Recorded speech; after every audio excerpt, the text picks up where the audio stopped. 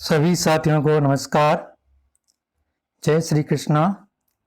स्वागत अभिनंदन है आपका अपने YouTube channel SK online hub में। आज का अपना टॉपिक था राजस्थान के जो प्रमुख दुर्ग हैं उनसे संबंधित अपना टॉपिक है।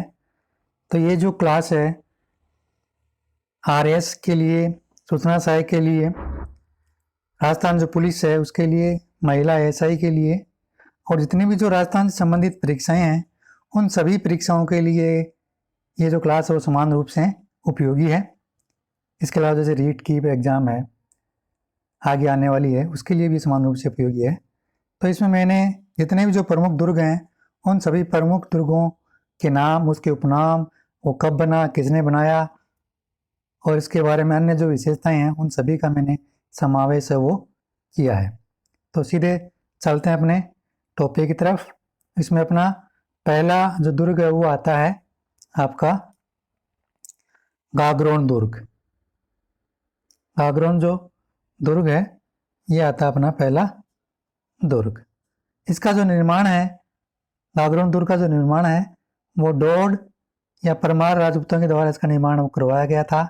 इसके जो उपनाम है उनमें उपनामों में इसका नाम गरगराटपुर आता है, डोडगढ़ कहा जाता है, इसको दुलरगढ़ भी कहा जाता है और मुस्तफाबाद भी इस दुर्ग को कहा जाता है। ये सारे जो नाम है वो इसके उपनाम हैं।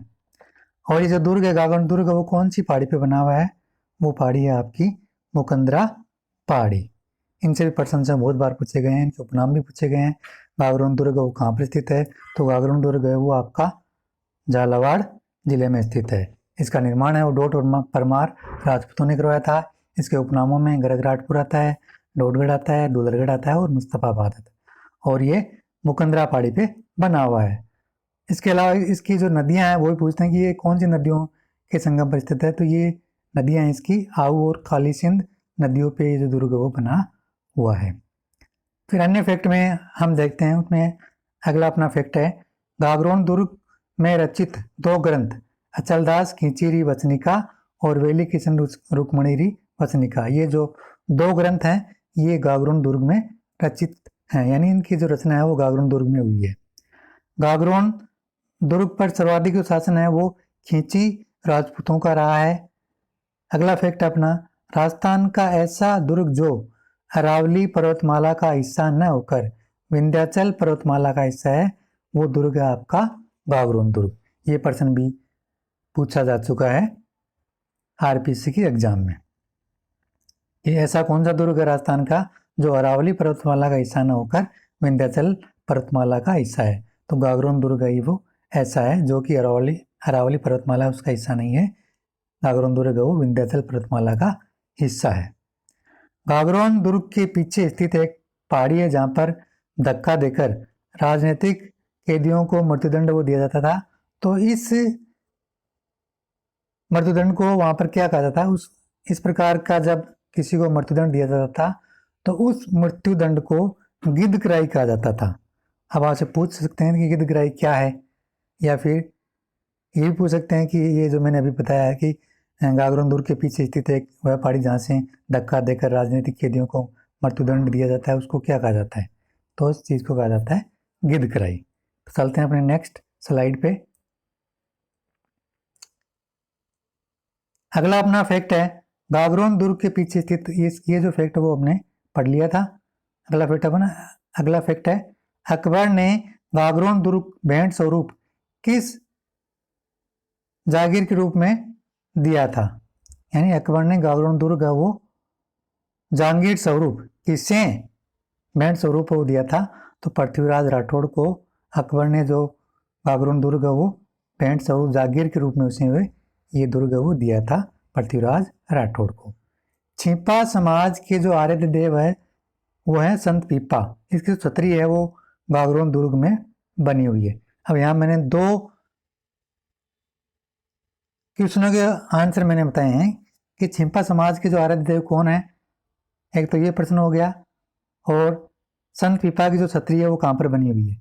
ये दो क्वेश्चन हो गए, इसमें दोनों क्वेश्चनों के जो उत्तर मैंने आपको बता दिए हैं। छिपा समाज की आराध्य देव है वो है आपके संत पीपा, और संत पीपा की छतरी है वो कहाँ पर बनी हुई है? गागरोन दुर्ग में बनी हुई है। अगला अपना फैक्ट है, गागरोन दुर्ग में बुलंद दरवाजे का जो निर्माण है वो किसने करवाया था। गागरोन दुर्ग में जो बुलंद दरवाजा बना हुआ है उस दुर्ग का जो निर्माण है वो करवाया था औरंगजेब ने। अगला फैक्ट अपना, वेली किशन रुक्मणी वचनी का पृथ्वीराज राठौड़ ने इसकी रचना वो की थी और जिसे दुर्सा आडा ने पंचम वेद और 19वीं पुराण की संज्ञा वो दी है। ये प्रश्न भी पूछा जा चुका है आरपीसी के एग्जाम में, तो इन फैक्ट को आपको ध्यान में रखना है। चलते हैं अपनी नेक्स्ट स्लाइड पे। नेक्स्ट स्लाइड में हमें अध्ययन करेंगे अजय मेरू दुर्ग, यानी जो तारागढ़ दुर्ग है उसका अध्ययन वो करेंगे। तारागढ़ दुर्ग यानी अजमेर दुर्ग है वो अजमेर जिले में स्थित है और इसका जो निर्माण है वो अजय राज ने 1113 ईस्वी में इसका निर्माण करवाया था। और इस दुर्ग के जो उपनाम है वो हैं आपके राजस्थान का हृदय इसको कहा जाता है, अरावली का अरमान इसको कहा जाता है और राजस्थान का नाका भी इस दुर्ग को कहा जाता है। गढ़बिठली पहाड़ी पर ये बना हुआ है और इसीलिए इसको गढ़बिठली दुर्ग के नाम से इसको जाना जाता है। पूर्व का जिब्राल्टर इसको कहा जाता है और पूर्व का जो जिब्राल्टर है वो कहा था इसको बिशप हेबर ने। ये प्रश्न पूछा जा चुका है कि पूर्व का जिब्राल्टर है वो किसने कहा था अजय मेरू दुर्ग को, तो बिशप हेबर ने अजय मेरू दुर्ग को पूर्व का जो जिब्राल्टर है वो कहा था। और अजय मेरू दुर्ग है वो कौन सी पहाड़ी पे बना हुआ है, तो ये बना हुआ है बिठली पहाड़ी पर। तारागढ़ दुर्ग में जलापूर्ति हेतु रैट की जो व्यवस्था है वो किसने करवाई थी, तो इसकी जो व्यवस्था करवाई थी मालदेव ने करवाई थी। तारागढ़ दुर्ग में जलापूर्ति हेतु रैट की व्यवस्था वो मालदेव ने करवाई थी। अगला फैक्ट अपना, संपूर्ण भारत में एकमात्र घोड़े की जो मजार है वो कौन से दुर्ग में है, तो संपूर्ण भारत में घोड़े की जो मजार है वो तारागढ़ दुर्ग में स्थित है। अगला फैक्ट अपना, किस शासक की रानी के नाम पर इसका जो नाम है वो तारागढ़ दुर्ग पड़ा था, तो पृथ्वीराज सिसोदिया की जो पत्नी थी ताराबाई उसके नाम पर इस दुर्ग का नाम तारागढ़ पड़ा था। मालदेव की रानी उमादे ने अपना पूरा जीवन रूठी रानी के रूप में कौन से दुर्ग में या कहाँ पर व्यतीत किया था, तो मालदेव की जो रानी उमादे थी जिसको रूठी रानी के नाम से भी जो कि इतिहास में प्रसिद्ध है, उसने अपना जो पूरा जीवन है वो तारागढ़ दुर्ग में व्यतीत किया था। जब वो रूठकर मालदेव से रूठकर तारागढ़ दुर्ग में आ गई थी तो उसके बाद में वो कभी भी मालदेव के पास में नहीं गई और अपना पूरा जीवन है वो इसी तारागढ़ दुर्ग में अपना जीवन वो बिताया था। चलते हैं अपने नेक्स्ट स्लाइड पे। अगला अपना दुर्ग आता है जैसलमेर दुर्ग। जैसलमेर दुर्ग का जो निर्माण है वो करवाया था महारावल जैसल ने 12 जुलाई 1155 ईस्वी में इसका निर्माण वो करवाया था। और जैसलमेर दुर्ग का जो निर्माण शुरू तो करवाया था रावल जैसल ने और इसको पूरा किसने करवाया था, निर्माण वो पूरा करवाया था शालिवाहन द्वितीय ने। और कब पूरा हुआ इसका निर्माण, 1187 ईस्वी में इसका निर्माण वो पूरा हुआ। और जैसलमेर दुर्ग है वो कौन सी पहाड़ी पे बना हुआ है, जैसलमेर दुर्ग है वो बना हुआ है आपका त्रिकुट पहाड़ी या गोरहरा पहाड़ी पर ये जैसलमेर दुर्ग वो बना हुआ है। जैसलमेर दुर्ग का आकार है वो कैसा है, आकार इसका वो है अंगड़ाई लेते हुए सिंह के समान इसका जो आकार है जैसलमेर दुर्ग का। अब जैसलमेर दुर्ग में कितने साके हुए, जैसलमेर दुर्ग में हुए थे 2.5 साके। इसके अलावा ये किसने कहा था कि जैसलमेर ऐसा दुर्ग है जहां पहुंचने के लिए पत्थर की टांगे चाहिए। तो ये जो वक्तव्य है या ये जो उक्ति है ये कही थी अबुल फजल ने जैसलमेर दुर्ग के बारे में। और जैसलमेर दुर्ग के बारे में एक कहावत वो चलती है, वो कहावत आपके सामने मैं पेश कर रहा हूँ। घोड़ा कीजिए काठ का, पग कीजिए पाषाण, अख्तर कीजिए लोहे का, तब पहुंचे जैसाण। ये जो उक्ति है ये जैसलमेर दुर्ग के बारे में प्रसिद्ध है। चलते हैं अपनी नेक्स्ट स्लाइड में। अगली स्लाइड में अपन अध्ययन करेंगे जैसलमेर दुर्ग के जो अन्य फैक्ट हैं। किस शासक के समय आधा साका हुआ था, यानी जैसलमेर में जो आधा साका हुआ था वो किस शासक के समय हुआ था, तो वो आधा साका हुआ था राव लूणकरण के समय हुआ था। अगला फैक्ट अपना, यूनेस्को द्वारा जैसलमेर दुर्ग को विश्व धरोहर सूची में कब शामिल किया गया, तो यूनेस्को द्वारा जैसलमेर दुर्ग को विश्व धरोहर सूची में शामिल किया गया था 2005 में। अगला फैक्ट अपना, सोनारगढ़ में बने जयसुल कुएं का जो निर्माण है वो माना जाता है। तो इस जयसुल कुएं का जो निर्माण है वो श्री कृष्ण के सुदर्शन चक्र से इसका निर्माण वो माना जाता है। अगला फैक्ट अपना, जैसलमेर दुर्ग का जो दोहरा परकोटा है वो क्या कहलाता है? तो जैसलमेर दुर्ग का जो दोहरा परकोटा है वो कहलाता है आपका कमरकोट। अगला फैक्ट अपना, राजस्थान में 99 बुर्ज है वो कहाँ पर बने हुए हैं? तो राजस्थान में 99 बुर्ज हैं वो जैसलमेर दुर्ग में बने हुए हैं।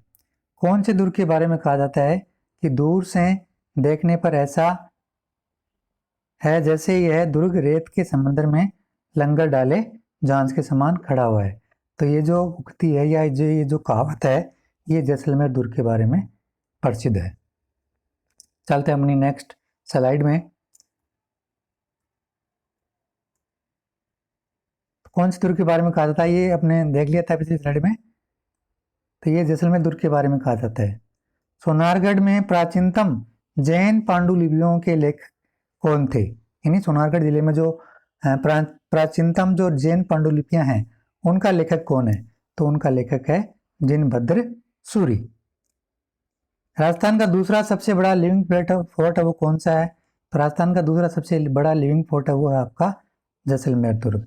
और राजस्थान का जो पहला सबसे बड़ा लिविंग फोर्ट है वो कौन सा है? तो वो सबसे पहला जो लिविंग फोर्ट है वो आपका चित्तौड़गढ़ दुर्ग।